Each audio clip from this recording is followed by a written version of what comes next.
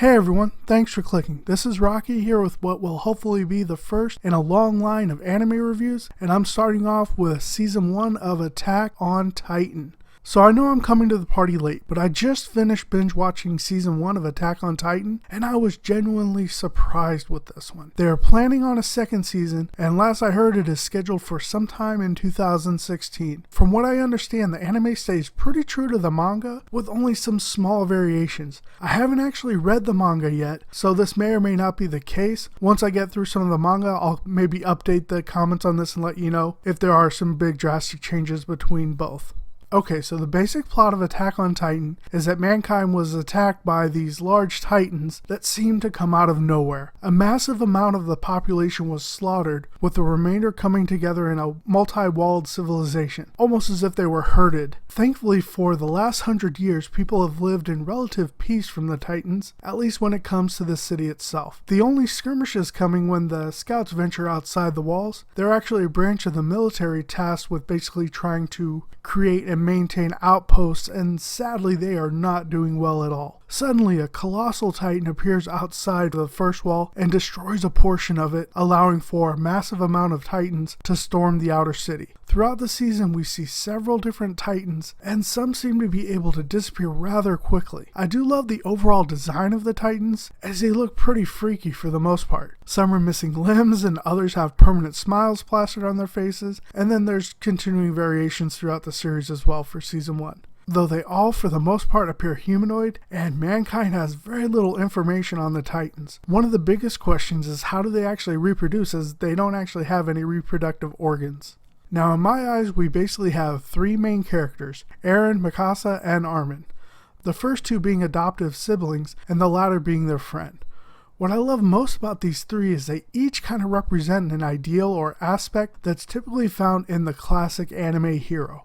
Eren is more or less the main character of the series, but of the classic anime hero traits, he mostly possesses the intense drive and never back down attitude. We see this attitude stay with him from his youth through the end of the season. While this attitude for the most part is beneficial, when it comes to training and fighting, it does place him at odds with some of his fellow recruits. Throughout the series, Eren goes through some massive changes, but his focus never wavers in wanting to be a member of the Scouts and a desire to kill all Titans.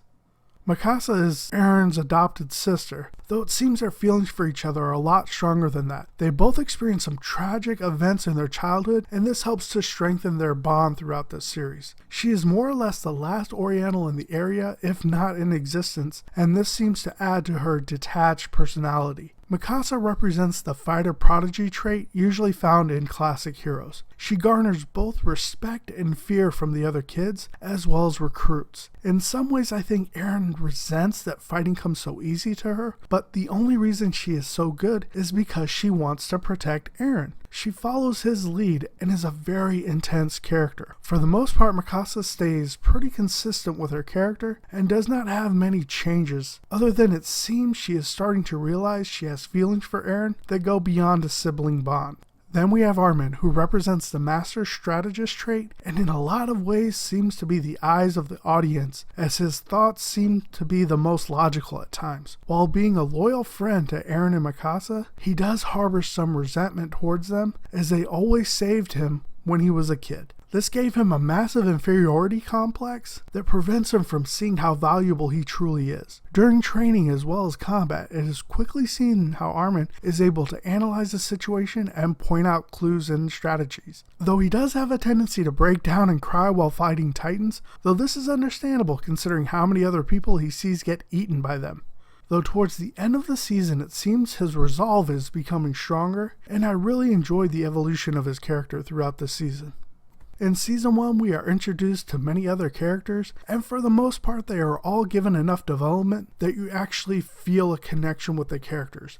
Though like a Joss Whedon production, you never know which characters will actually last, so prepare for some heartache. This series is not shy when it comes to violence, and in fact a lot of the scenes are just straight brutal, and the writers really know how to suck the hope out of their viewers. While we do get some moments of hope, they are short-lived, as again we are reminded that humans are on the losing end of the war with the Titans. Yes, there will be tissue moments, so be prepared.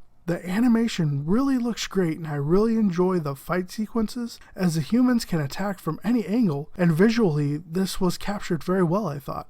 The battles are very intense as the humans have to get near enough to cut the nape of the neck off the Titans. Now, imagine trying to do that to something that wants nothing more than to crush you and eat you. Overall, I would recommend Attack on Titan for any anime fan, as I feel the series has a lot of good things going for it, especially the writing. Now, if you are not an anime fan, this could be a mixed bag as the violence level could turn a lot of people off, but then again, it could be something that attracts an audience of fresh anime fans. The series offers intense violence, gore, great characters, an emotional roller coaster, as well as a pretty solid story. So for Attack on Titan Season 1, I'm giving it 4 out of 5 smiling Titan faces. Alright guys, those are my thoughts on Season 1 of Attack on Titan. Go and let me know your thoughts down below if you've caught this series out. If you haven't, like I said, definitely recommend give it a go. Give it a couple episodes, see how you feel about it. But yeah, overall I thought it was a great season. Looking forward to Season 2 of it. If you have any ideas for animes that you'd like me to do a review on, or that you think I'd like to check out, definitely put those down in the comments below as well. If you have any questions on Attack on Titan, go ahead and put those down as well. If you've enjoyed the video, I'd ask you to go ahead and pound that like button, and definitely subscribe to my channel as I am planning on doing some further anime reviews. You can subscribe by hitting the annotation on the screen,